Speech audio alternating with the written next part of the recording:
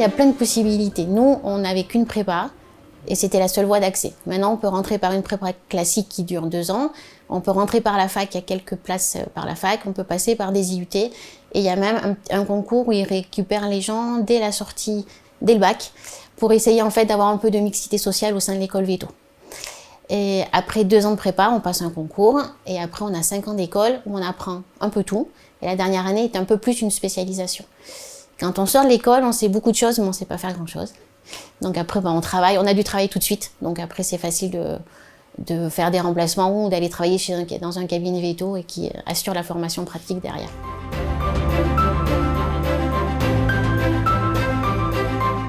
C'est 2 métiers différents. C'est compliqué de faire les 2 à la fois parce qu'il y a beaucoup de choses à savoir.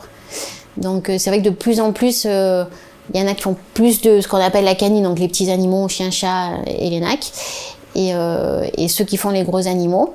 Après, les gros animaux, il y a plus un aspect financier, parce qu'un animal, ça a une valeur financière et que l'éleveur, il vit avec ça. Alors que nous, on a un côté beaucoup plus affectif, voilà, dont il faut tenir compte. Les gros animaux, il y a aussi l'aspect physique. Moi, je suis un petit gabarit et quand il faut aller chercher un veau qui pèse 50 kilos, c'est compliqué, j'ai pas le bras assez long. Donc, bon, il y a toute cette pratique-là. Et puis après, il y a la partie équine qui est aussi un peu particulière parce que là, il y a à la fois, les gens sont attachés aux animaux, c'est des animaux qui ont beaucoup de valeur et c'est une médecine un peu particulière. Chaque animal demande une médecine particulière. On soigne pas un chien comme un chat et on soigne pas un cheval comme une vache. Donc, ça veut dire que nous, il faut qu'on connaisse tout ça. C'est différent. On a des notions d'urgence. Il faut déjà apprendre ce qu'il y a le propriétaire inquiet qui pense que c'est une urgence et qui n'en est pas vraiment une. Bon, qu'on voit beaucoup le week-end. Hein.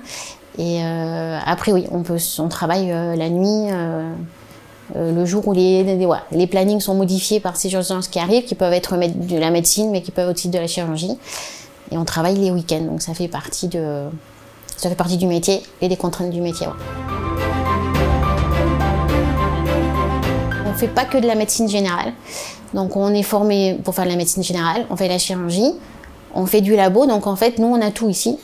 On peut faire toutes les analyses, aussi bien en biochimie, les analyses de sang, les analyses d'hormones. On est entièrement équipé. On fait de l'imagerie, on a une radio en bas, on a une écho. Donc ça veut dire qu'on a tout en main. On peut quasiment tout faire. Je fais pas mal de cytologie, donc on fait aussi du microscope. Donc nous, on a tout ce qu'il faut pour travailler. Il y a des attitudes, il y a des plaintes qui disent j'ai mal quelque part, ça c'est clair. Ça tire, j'ai mal, je suis pas bien. Des chats qui sont très sensibles au stress en hospitalisation. Il y a des têtes où on dit il est pas bien, donc on va lui mettre un coussin, une couverture, des phéromones, et là d'un seul coup il retrouve le sourire. Enfin, c'est bête, mais nous on dit ça. C'est que ça y est, on lui a mis dans un cadre qui lui convenait, et là on peut soigner. Moi je dis souvent aux gens, vous connaissez bien votre animal, donc s'il y a quelque chose qui change, vous allez le voir. Quand je mets des traitements en place, je dis c'est sûr, vous allez le voir. Et quand les gens viennent en disant il n'est pas comme d'habitude, c'est ce que j'essaie d'apprendre à mes jeunes vétos. Quand le propriétaire dit il n'est pas comme d'habitude, même si on trouve rien, c'est qu'il y a quelque chose. Même si nous, sur l'auscultation, d'abord parce que le chien est stressé, donc il n'est pas comme à la maison, on trouve rien et les gens insistent en disant je vous jure, il n'est pas comme d'habitude. Il faut chercher parce que c'est sûr qu'il y a quelque chose. Les gens le connaissent. C'est comme des enfants, ils ont bonne mine ou ils n'ont pas bonne mine. Et nous, c'est pareil en hospitalisation, où on dit il n'a pas bonne mine ce matin. C'est le même principe. Donc oui, les animaux expriment quelque chose. Il y a un maître qui connaît son chien, son animal. Il va très bien voir avant qu'il y ait une maladie, avant des signes apparaissent. Il va repérer des petites choses qui doivent nous dire, nous, il y a quelque chose, méfiance, ça va bouger. Ça, ouais, j'en suis convaincue. Effectivement, ça c'est difficile parce qu'il faut absorber les émotions des gens. Qu'on connaît l'histoire, enfin moi ça fait quelques années que je travaille. Donc je connais la vie des gens, il y a des gens que je connais depuis 20 ans. Donc je connais la vie des gens, l'histoire du chien à certains moments de la vie des gens. Et parfois ça c'est difficile. Ouais. Il faut faire des choix, il faut aider le maître à faire des choix. Et il y a des fois où c'est difficile, on sent que les gens... hier soir j'ai une dame qui est arrivée avec un chien qui a une hernie discale. La dame n'a pas les moyens financiers de faire opérer le chien. Et la dame me serrait dans les bras en disant « mais qu'est-ce que je fais ? C'est mon chien, c'est mon seul compagnon, qu'est-ce que je fais ?» Donc là, on est là pour dire bon, on va essayer de trouver des solutions. Allez vous reposer, moi je m'occupe du chien. Et on essaie de trouver. Ça, ouais, ça prend de l'énergie, quoi.